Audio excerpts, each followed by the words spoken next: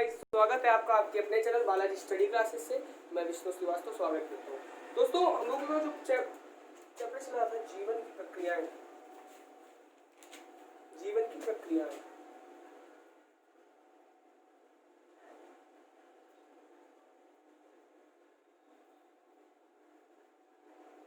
तो हम लोगों ने पाचन तक डाइजेशन सिस्टम समझ लिया था। तो आज बेटा हम लोग देखते हैं अवशोषण क्या होता है।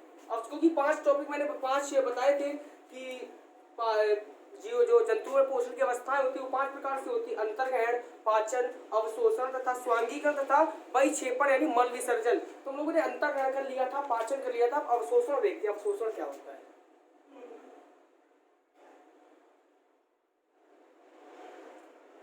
अवशोषण बेटा, पचे हुए भोजन को विभिन्न शरीर लिखेंगे हम लोग। पचे हुए जो भोजन होता है, पचा हुआ पचे हुए भोजन को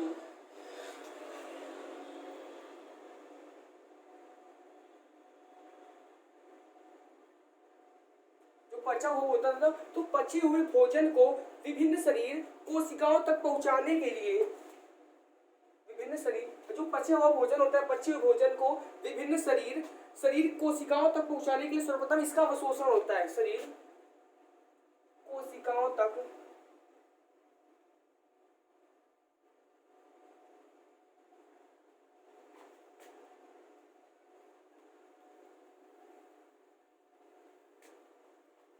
पहुंचाने के लिए, जो शरीर में जो पचा हुआ भोजन होता है कोशिकाओं तक पहुंचाने के लिए क्या होता है, सर्वप्रथम इसका अवशोषण होता है। अब बेटा एक कोश की जंतु बता सकता है कोई, एक कोश का इसमें होता है पहुंचाने के लिए सर्वप्रथम अवशोषण होता है।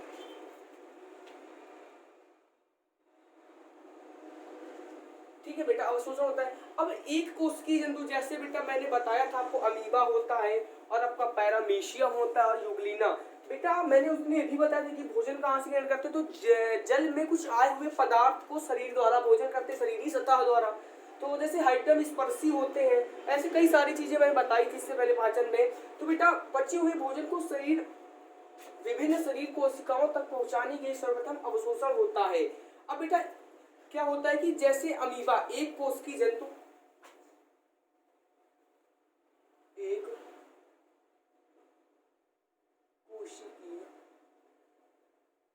जंतु, एक कोश की जंतु बेटा जैसे आपका पैरामीशियम होता है,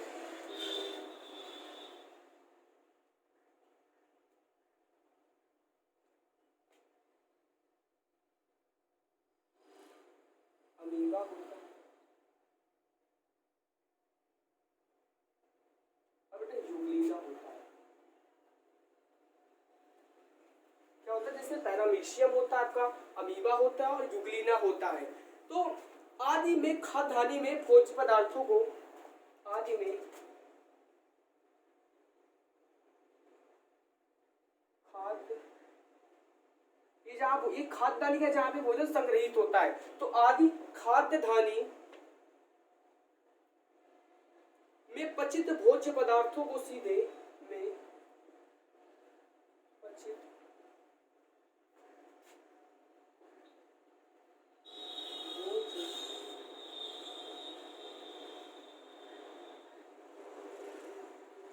देखिए बेटा क्या हुआ, जैसे पैरामीशियम जो अमीबा यूग्लिना हो, इसमें खाद्यान्नी आदि जो खाद्यान्नी में पचित भोज्य पदार्थ होते हैं, भोज्य पदार्थों को सीधे बेटा ये क्या कर लेता है, भोज्य पदार्थों को सीधे ही जीव द्रव द्वारा अवशोषित कर लिया जाता है। सीधे जीव द्रव द्वारा, बेटा जीव द्रव द्वारा अवशोषित किया जाता है। जीव द्रव द्वारा अवशोषित।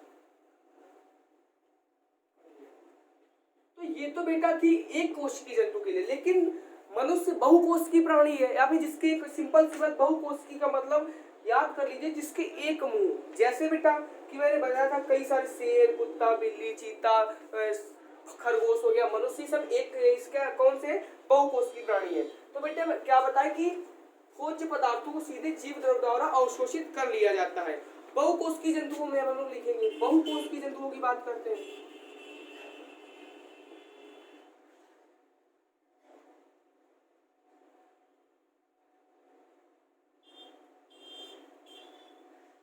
ठीक है ना, बहुकोशिकीय जंतुओं की बात करते हैं तो क्या होगा, बहुकोशिकीय जंतुओं में कोशिकाओं की संख्या क्या होती है, अत्यधिक होती है। बहुकोशिकीय जंतुओं में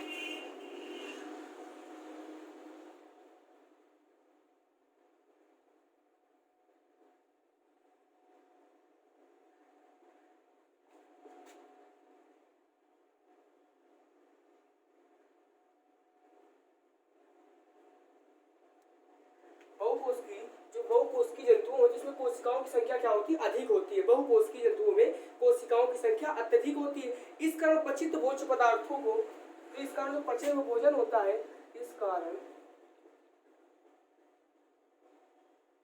पचित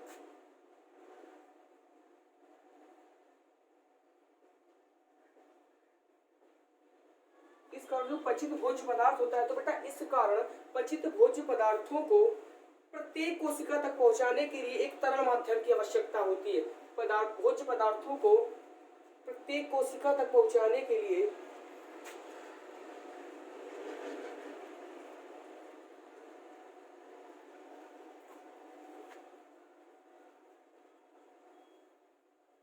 कोशिका तक पहुंचाने के लिए एक माध्यम, एक तरल माध्यम, कौन सा माध्यम, एक तरल माध्यम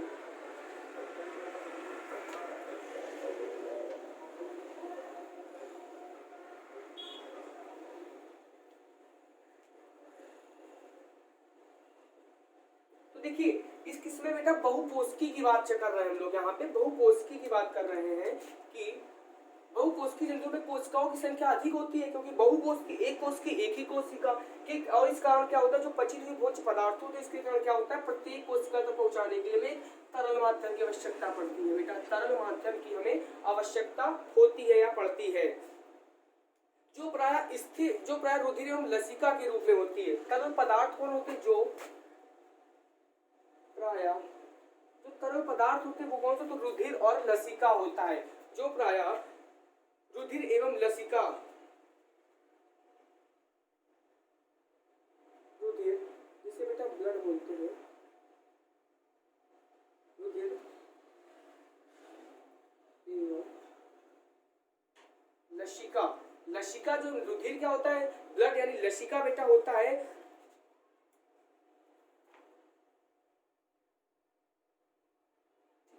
लसिका की क्या होती है, जो प्राय रुधिर ब्लड यानी लसिका की के रूप में होता है।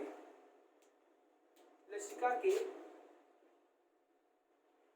रूप में ये हमारा था क्या बेटा, अवशोषण।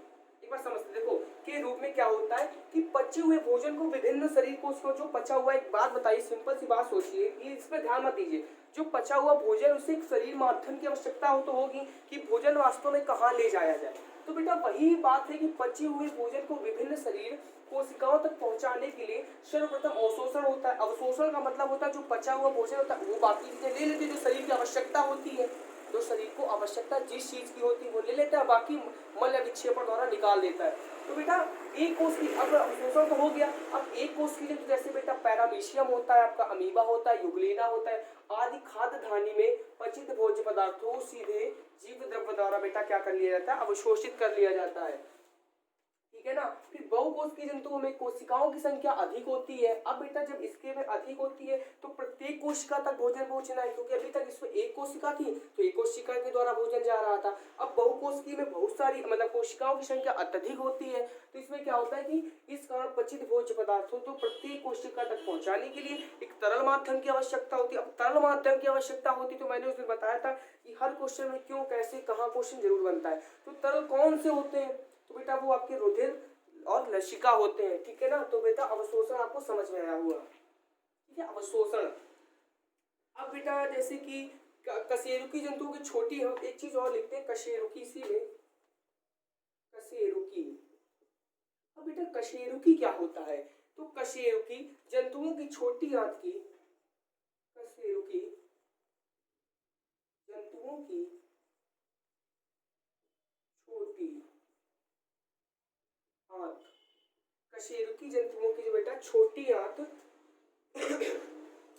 की आंतरिक दीवार में रंसाकुर पाए जाते हैं। छोटी आंत की दीवार में रंसाकुर पाए जाते हैं बेटा, इसे विली बोलते हैं, रंसाकुर।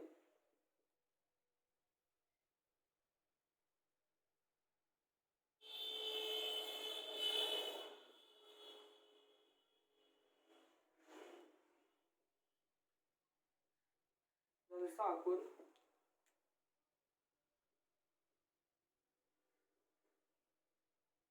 इसमें बेटा कशेरुकी जंतुओं की छोटी आंत की दीवार में रंसाकुर पाए जाते हैं, जो भोजन में अवशोषण का कार्य करते हैं। जो भोजन में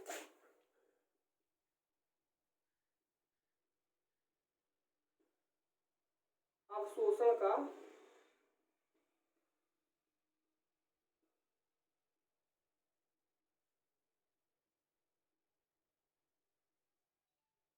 जो भोजन क्या करते हैं, किसका कार्य करते हैं, अवशोषण। क्योंकि सभी में तो भोजन पहुंचे, तो कशेरुकी जंतुओं में क्या होता है कि रंसाकुर पाए जाते हैं। रंसाकुर किसका कार्य करते हैं, क्वेश्चन बनेगा बेटा कि कशेरुकी जंतु में जो रंसाकुर पाए जाते हैं वो कार्य करते हैं किसका, तो भोजन में अवशोषण का कार्य करते हैं। तो आपको ये बात याद रखनी है कि भोजन में अवशोषण का कार्य कौन करता है, छोटी है कशेरुकी जंतुओं में तो रंसाकुर पाए जाते हैं। अब क्या होता है कि बेटा रंसाकुर जो पूरे शरीर में फैले होते हैं, ठीक है ना, तो ये छोटी छोटी आंत की दीवार में रंसाकुर पाए जाते हैं, जो किसका कार्य करते हैं बेटा, भोजन के अवशोषण का कार्य करते हैं। अब हम लोग देखेंगे कि स्वांगीकरण। अब इसमें तो एक बात और, एक बात हम लोगों को याद करने की जरूरत है, लिखना नहीं है, समझ लेते हैं कि जो कशेरुकी जंतु होते हैं, अवशोषित भोजन रुधिर कोशिकाओं में, जो अवशोषित भोजन होता है वो रुधिर कोशिकाओं में क्या होता है, चला जाता है। जो हमारा अवशोषित भोजन होता है वो किस में चला जाता है, वो आपका चला जाता है कि रुधिर कोशिकाओं में चला जाता है। और बेटा रुधिर कोशिकाओं में क्या तो होता है कि रुधिर कोशिकाएं क्या होती हैं, पूरे शरीर में हमारी फैली रहती हैं। तो लोग लिख लें कि अवशोषित भोजन, लिख सकते हैं अवशोषित भोजन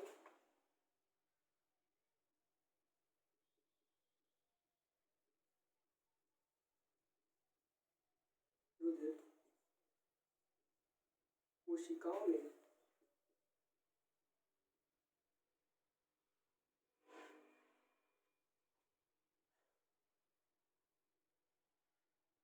चला जाता है, जो पूरे शरीर में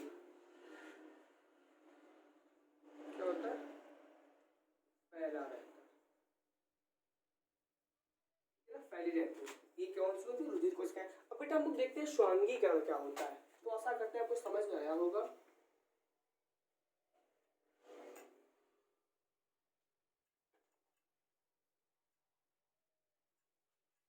और बेटा पेपर के ज़्यादा दिन बचे हैं, आप अच्छे से तैयारी करते रहिए और अच्छे परसेंटेज मार्क्स लाइए।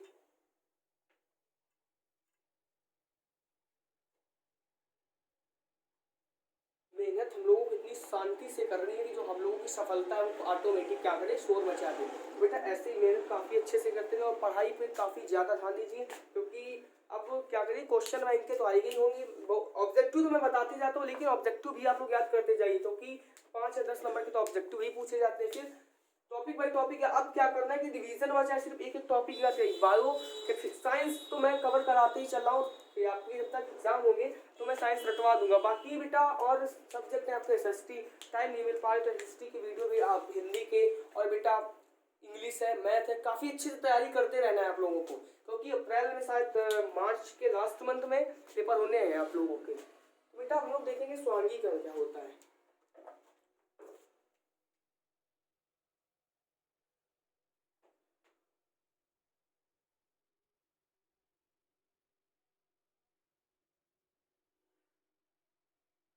स्वांगीकरण, स्वांगीकरण बेटा क्या होता है, अवशोषित भोज्य पदार्थों को कोशिका द्वारा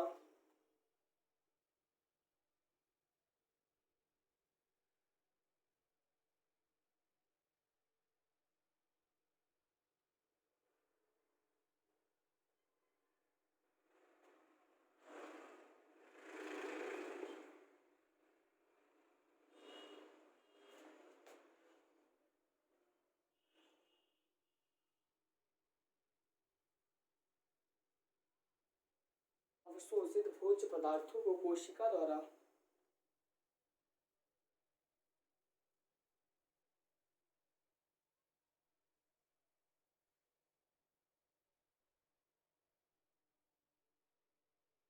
अवशोषित भोज्य पदार्थों को कोशिका ग्रहण कर उसे जीव द्रव्य के रूप में ग्रहण कर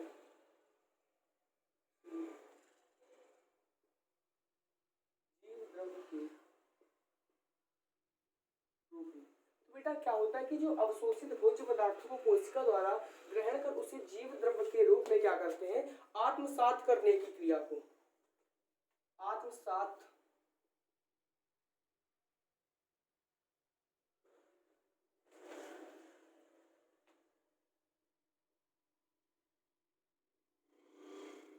आत्मसात करने की क्रिया को क्या कहते हैं, स्वांगीकरण कहते हैं।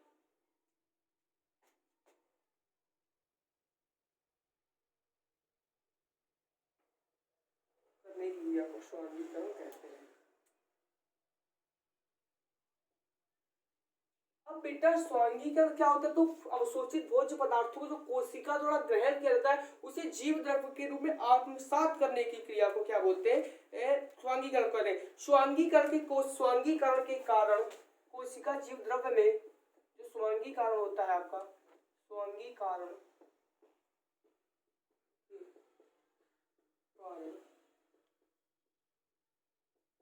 जो कि कोशिकाएं होती है, स्वांगीकरण के कारण कोशिका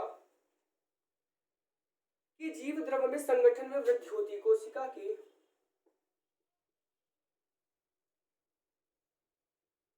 जीव द्रव्य में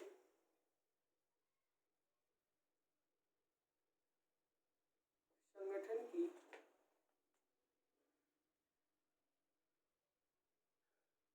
क्या होती है, वृद्धि होती है। स्वांगीकरण के कारण जो कोशिका के जीव द्रव्य में होती है उसके संगठन की क्या होती है, वृद्धि होती है, जिसमें कोशिकाएं विभिन्न क्रियाओं को जिसमें कोशिकाएं होती विभिन्न क्रियाओं को करती हैं। हाँ, जिसमें जो कोशिकाएं होती हैं, जिसमें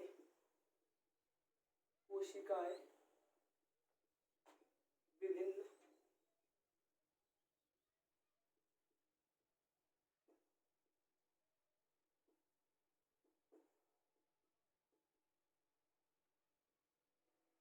कोशिकाएं विभिन्न क्रियाओं को करती है, इसमें जो कोशिकाएं होती है वो क्या करती है, विभिन्न क्रियाओं को करती है जो जीव वृद्धि में सहायक है।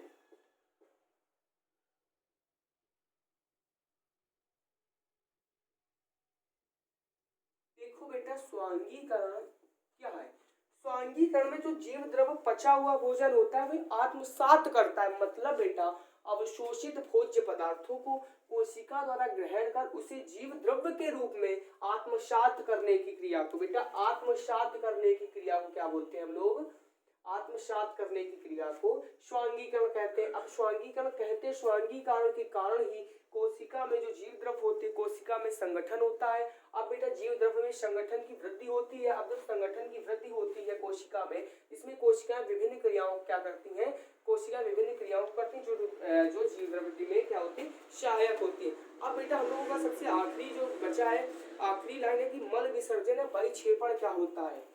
अब जो अगली हेडिंग है, क्योंकि 5 हेडिंगें थी, 5 चीजें होती हैं, तो अब है मल विक्षेपण कैसे होता है। मल विक्षेपण का मतलब बेटा समझ रहे होंगे आप लोग, परिक्षेपण मल विसर्जन, परिक्षेपण या मल विसर्जन।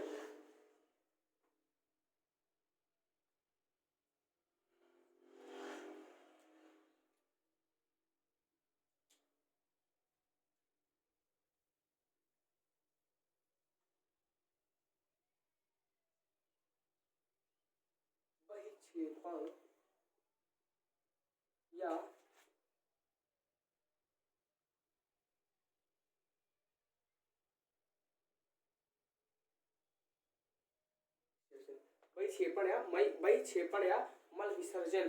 तो बेटा भोज्य पदार्थों को अधिकांश मात्रा में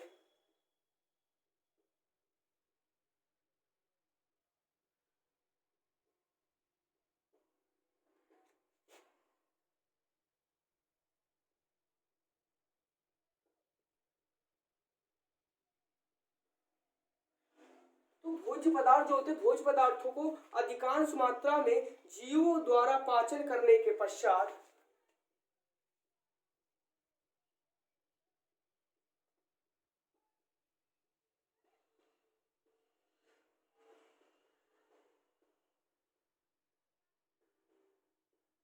जीव द्वारा पाचन करने के बाद अवशोषण करके, जीव द्वारा पाचन करने के पश्चात अवशोषण एवं स्वांगीकृत कर लिया जाता है। पश्चात अवशोषण एवं स्वांगीकृत कर लिया जाता है।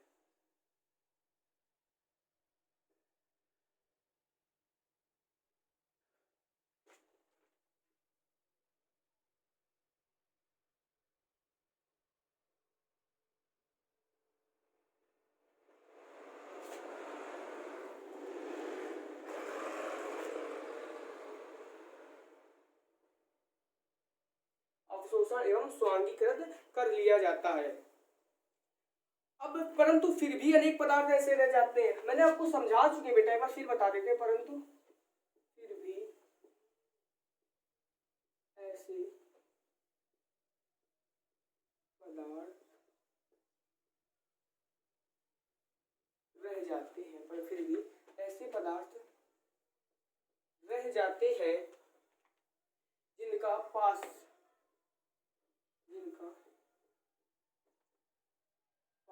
या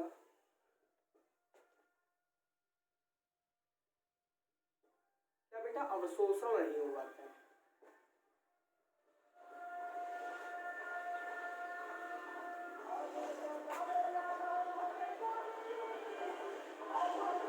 जिनका बेटा पाचन हो या फिर अवशोषण जो होता है नहीं हो पाता है। अब जिनका पाचन अवशोषण नहीं हो पाता है, ऐसे पदार्थ को अपशिष्ट पदार्थ या वेस्ट मटेरियल कहते हैं। ऐसे पदार्थ को अपशिष्ट पदार्थ यानी वेस्ट मटेरियल कहते हैं।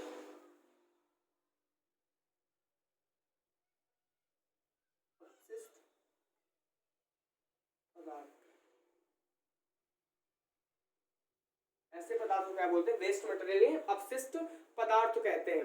अब मल के रूप में इन पदार्थों को शरीर से बाहर, अब मल के रूप में इन पदार्थों को शरीर से बाहर निकालने की क्रिया को मल विसर्जन कहते हैं। तो मल के रूप में इन पदार्थों को शरीर से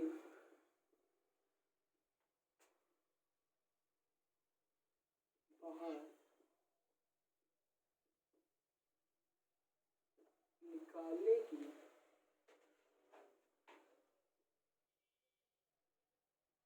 क्रिया को मल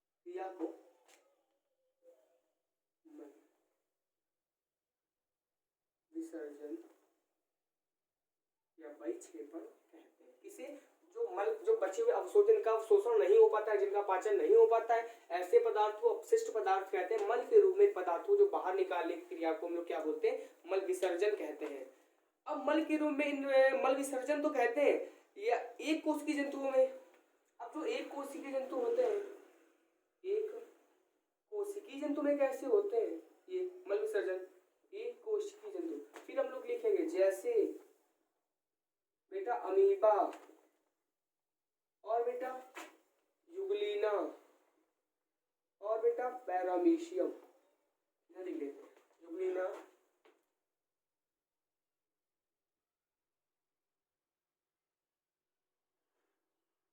पैरामीशियम, यूग्लिना पैरामीशियम जो होते हैं आदि में कोशिका कला द्वारा ही, यह आदि में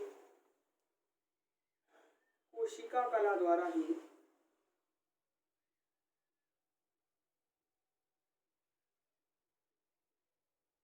क्या होता है? कोशिका कला द्वारा ही मल विसर्जन होता है। देखो बेटा, मैंने आपको बताया क्या कि जो मल विसर्जन, ये आप लोगों को कुछ नहीं देखना, मैं बता रहा हूँ, समझा रहा हूँ। देखो बेटा, मल विसर्जन इससे पहले मैं थोड़ा सा बता चुका था डिटेल में आपको। तो मल विसर्जन क्या होता है? भोज्य पदार्थ जो होते हैं, भोज्य पदार्थ शरीर में गए, उनकी जो आवश्यकता हुई वो शरीर को, उसे क्या किया? अवशोषित किया या पाचन किया। अब भोज्य पदार्थों को जब अवशोषित कर लिया, फिर भी बेटा कुछ चीजें नहीं होते, अपवाद टाइप जिसे बोलते हैं कि जो लाभकारी चीजें हैं वो शरीर ने निकाल दी, जो लाभकारी चीजें जो हमें शरीर में लाभ देंगी या शरीर को जिसकी आवश्यकता होती है उसे क्या करेंगे, हमने निकाल लिया, और जो बेटा बची हुई चीजें होती है उन्हें क्या किया हम लोगों ने, अवशिष्ट पदार्थ के रूप में बाहर रख दिया। तो बेटा वही मैंने लिखा है कि भोज्य पदार्थों को अधिकांश मात्रा में जो जीव द्रव होते हैं उनमें क्या होता है कि पाचन करने के पश्चात अवशोषण या स्वांगीकृत कर लिया जाता है। अब बेटा अवशोषण या स्वांगीकृत कर लिया गया, फिर भी ऐसे पदार्थ रह जाते हैं जिनका पाचन या फिर अवशोषण नहीं हो पाता है। अब बेटा जिनका अवशोषण या पाचन नहीं हो पाता है उसे क्या बोलते हैं कि उन्हें अवशोषण नहीं हो पाता, ऐसे पदार्थ अवशिष्ट पदार्थ होते हैं। मल के रूप में शरीर से बाहर निकालने की क्रिया को बेटा क्या बोलते हैं, मल विसर्जन कहते हैं। अब एक कोशिका में क्रिया होती है क्योंकि एक कोशिका क्रिया मुख भी नहीं होता है, और बेटा इसके बाद ये शरीर से भोजन करते हैं, तो यह क्रिया बेटा कोशिका कला द्वारा ही संपन्न होती है, मल विसर्जन होता है। अब बेटा आप लोग समझ गए। अब देखते हैं कि मनुष्य में पाचन क्रिया होती कैसे। सबसे पहले बेटा मैंने बताया था कि मनुष्य में पाचन क्रिया कहाँ संपन्न होती है, तो बेटा मुख गुहा से शुरू होती है। तो हम लोग हेडिंग डालेंगे कि मनुष्य में पाचन क्रिया, तो ये आपको समझ में आ गया होगा, मनुष्य में पाचन क्रिया।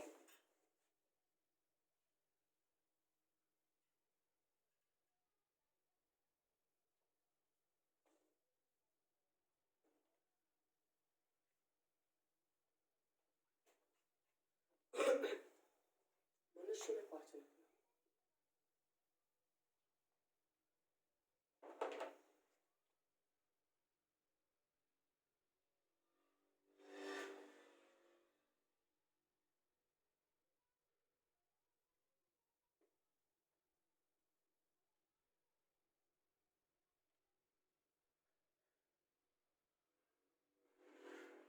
मनुष्य में पाचन क्रिया, पाचन का अर्थ है कि जटिल कार्य। पाचन का अर्थ क्या है, पाचन जो शब्द आया, पाचन का अर्थ क्या है कि पाचन का बेटा अर्थ है कि जटिल कार्बनिक पदार्थों को, जटिल कार्बनिक पदार्थों को सरल कार्बनिक पदार्थों में परिवर्तित कर देना आपका पाचन कहलाता है।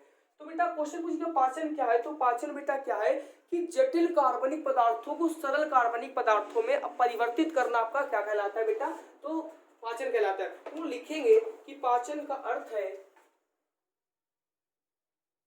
पाचन का अर्थ है कि जटिल कार्बनिक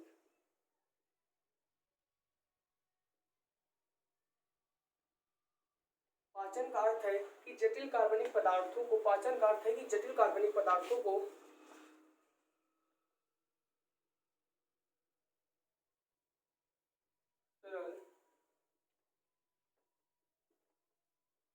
जटिल कार्बनिक पदार्थों को सरल कार्बनिक पदार्थों में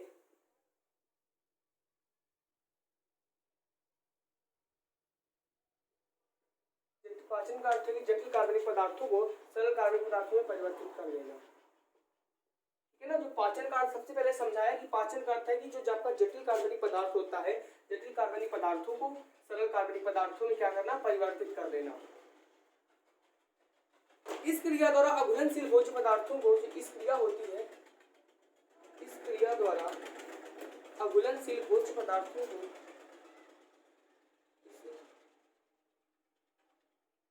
क्रिया द्वारा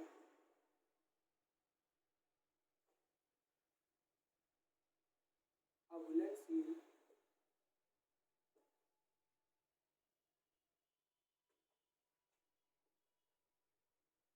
अब अघुलनशील मतलब जो जल में घुलनशील ना हो, इस क्रिया द्वारा अघुलनशील भोज्य पदार्थों को घुलनशील अवस्था में बदलकर उन्हें घुलनशील अवस्था में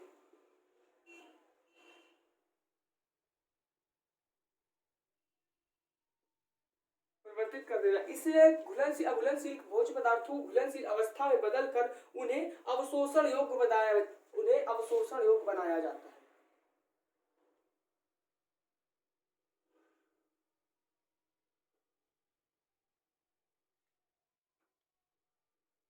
इसे अवशोषण योग्य बनाया जाता है जो बेटा क्या होते हैं, अघुलनशील होते हैं, जो घुलनशील नहीं होता है, अवशोषण योग्य बनाया जाता है।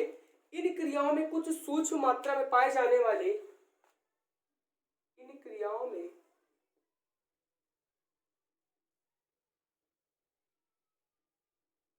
कुछ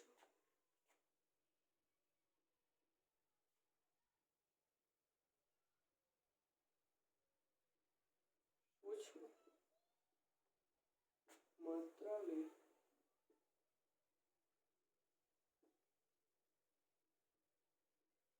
इन क्रियाओं में कुछ सूक्ष्म मात्रा में पाए जाने वाले पदार्थों का विशेष महत्व होता है। इन क्रियाओं में कुछ सूक्ष्म मात्रा में पाए जाने वाली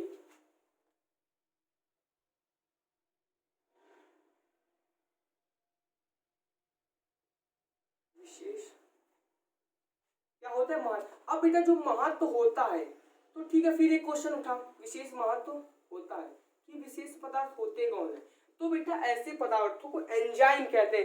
जैसे कि लार में कौन सा टाइलिन नामक एंजाइम पाया जाता है जो भोज्य पदार्थों को अंदर ले जाता है। तो बेटा बोले लिखेंगे हम लोग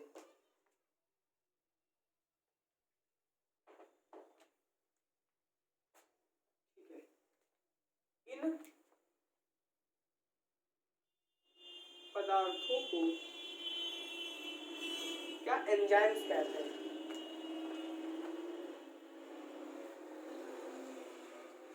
इन पदार्थों को एंजाइम कहते हैं। इन पदार्थों को क्या बोलते हैं, एंजाइम कहते हैं। ठीक है, अब मनुष्य में पाचन के लिए एक लंबी, मनुष्य में कैसे होती है, मनुष्य में पाचन के लिए एक क्या होती है, नली होती है। मनुष्य में क्या होता है कि पाचन की एक लंबी नली के समान मनुष्य में पाचन के लिए एक लंबी नली के समान क्या होती है बेटा, आहार नाल, लंबी नली के समान आहार नली पाई जाती है।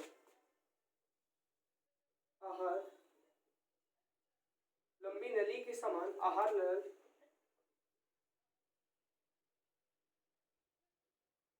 इसमें मनुष्य में जो होता है, मनुष्य में पाचन के लिए लंबी नली के समान क्या होती है, आहार नाल पाई जाती है, जिसके अलग अलग भागों में भोजन का क्या होता है, पाचन होता है। जिसके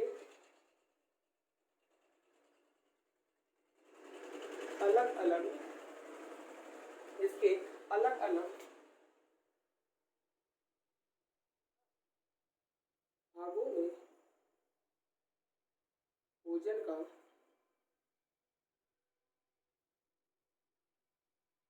अब होता है। ठीक है, जैसे सबसे पहले बेटा एक चीज देखते हैं, सब समझते हैं कि पाचन का अर्थ क्या है। तो बेटा पाचन का अर्थ क्या है, पाचन का अर्थ आपका होता है कि जटिल कार्बनिक पदार्थों को जो सरल कार्बनिक, अब वही बात समझते हैं कि जब कोई चीज कठिन चीज होती है सबसे पहले शॉर्ट में लाई जाती है, जो कठिन होती है सरल की जाती है। तो वही बात है कि मन पाचन, जो सिंपल सी बात एक चीज समझे, जो पचने योग्य ना हो उसे पचाने योग्य बनाया जाए, जो पचाने योग्य ना हो उसे पचाने योग्य बनाया जाए, कुछ तो हो सकता है ना। तो बेटा वही बात लिखी कि पाचन का अर्थ क्या होता है, जटिल कार्बनिक पदार्थों को सरल कार्बनिक पदार्थों में, जो जटिल कार्बनिक पदार्थ होता है उसे सरल कार्बनिक पदार्थों में क्या होता है, परिवर्तित करना। इस क्रिया द्वारा क्या होता है, जो अघुलनशील भोजन होता है, इस क्रिया द्वारा अघुलनशील भोज्य पदार्थों को घुलनशील अवस्था में अवशोषण योग्य बनाया जाता है। इन क्रियाओं में सूक्ष्म मात्रा में पाए जाने वाले विशेष पदार्थ के द्वारा बनाया जाता है। अब पदार्थ के द्वारा बनाया जाता है, इन पदार्थों को कहते क्या है, तो इन पदार्थों को क्या कहते हैं, एंजाइम्स कहते हैं। जैसे बेटा हम लोग एग्जांपल लेते हैं कि लार में पाया जाता है टाइलिन नामक एंजाइम। जो लार में टाइलिन नामक एंजाइम पाया जाता है तो वो होता किस लिए, तो भोज्य में वो अंदर ले जाने के लिए, मतलब पचाने के लिए होता है। तो बेटा फिर एक बात आई कि पचाने के लिए तो मनुष्य में कैसे होता है, तो मनुष्य में क्या होता है, एक लंबी नली होती है जिसे आहार नाल के समान बोलते हैं। आहार मतलब भोजन, नाल मतलब नली। आहार का मतलब क्या होता है, आहार, तो लोग आहार का मतलब होता है बेटा भोजन और नाल का मतलब नली। तो लंबी आहार वाला लंबी नली के समान क्या होता है, पाई जाती है, जिसमें अलग अलग भागों में भोजन का पाचन होता है। अब अलग अलग भाग में भोजन का पाचन कैसे होता है, इसके लिए सबसे पहले हम लोग हेडिंग डालेंगे कि मुख गुहा में पाचन। मुख गुहा सबसे पहले मैंने फिर बताया कि मुख गुहा में पाचन का मतलब यही हुआ कि सबसे पहले पाचन कहाँ शुरू होता है, भोजन हम लोग करते सबसे पहले पचना कहाँ पे शुरू हो जाता है बेटा, तो बेटा याद रखना मुख गुहा में। ये बिल्कुल भी बात नहीं बोलना सब लोग जाता है पेट में पचता है भोजन, बिल्कुल सही, लेकिन पेट में कहाँ पचता है, सबसे पहले भोजन मुख गुहा में पचना प्रारंभ हो जाता है। तुम लोग इसके लिए हेडिंग डालेंगे मुख गुहा में पाचन। मुख गुहा में भोजन का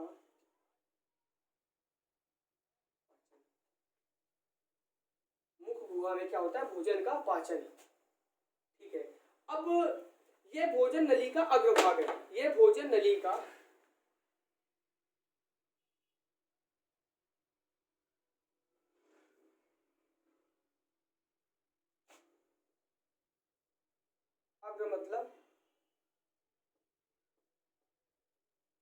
आगे का, ये भोजन नली का अग्र, जो मुख गुहा होता है भोजन नली का आगे का भाग है, मुख गुहा में भोजन नली का अग्र भाग है, इसके द्वारा भोजन को अंतः ग्रहण किया जाता है, इसके द्वारा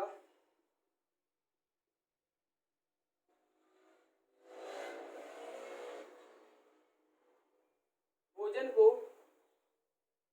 इसके द्वारा भोजन को क्या किया जाता है, अंतर ग्रहण किया जाता है।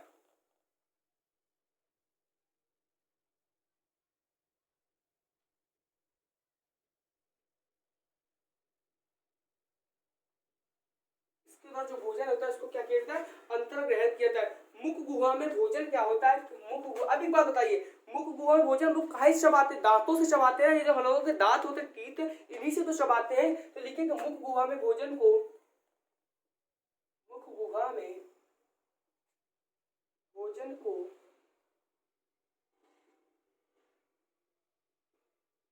दांतों से,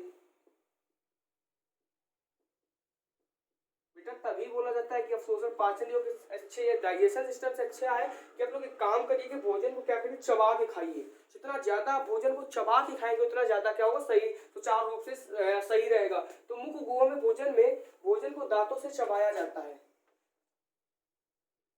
ठीक है, मुख गुहा में भोजन को चबाया जाता है। लार ग्रंथियों से निकलने वाली लार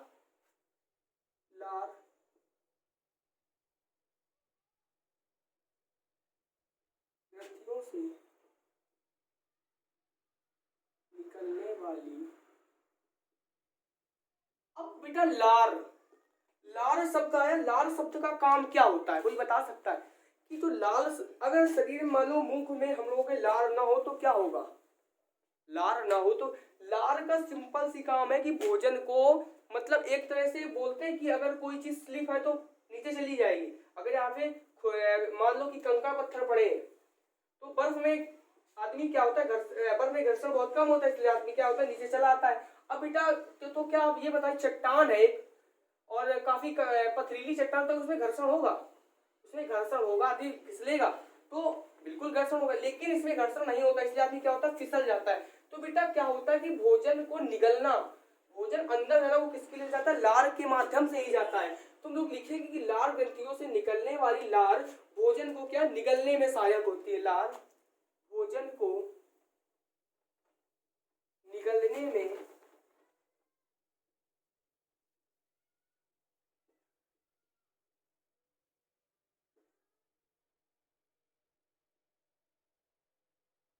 लार ग्रंथियों से निकलने वाली जो लार होती है भोजन को निगलने में क्या होती है, सहायक होती है। लार में उपस्थित, अब बेटा फिर वही बात कि लार में कौन सा एंजाइम पाए, लार में उपस्थित टायलिन नामक एंजाइम,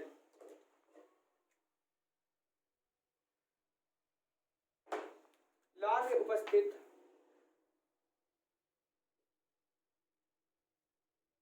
लार में उपस्थित टायलिन, लार में उपस्थित टायलिन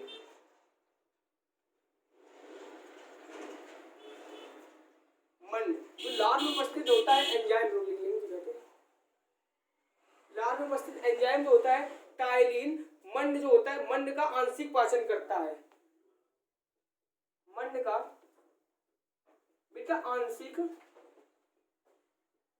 पाचन करता है, पाचन करता है, पाचन करता है। तो बेटा टायलिन मंड को शर्करा में बदल देता है, टायलिन जो होता है क्या करता है, मंड को शर्करा में बदल देता है। तुम लोग एक पॉइंट लिख लेंगे, जो टायलिन होता है, टायलिन मंड को क्या करता है, शर्करा में बदल देता है, टायलिन जो होता है मंड को क्या करता है, शर्करा में चेंज कर देता है।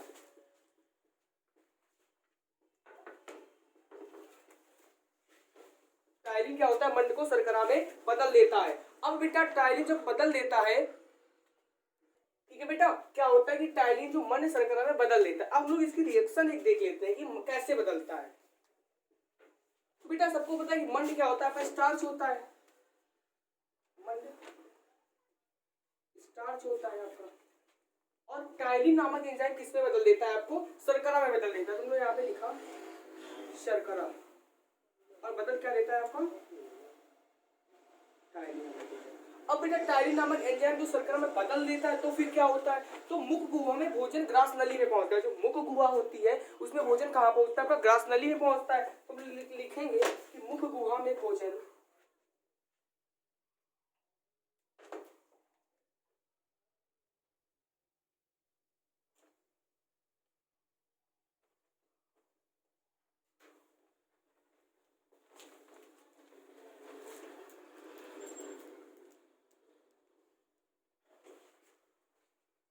ग्रास नली में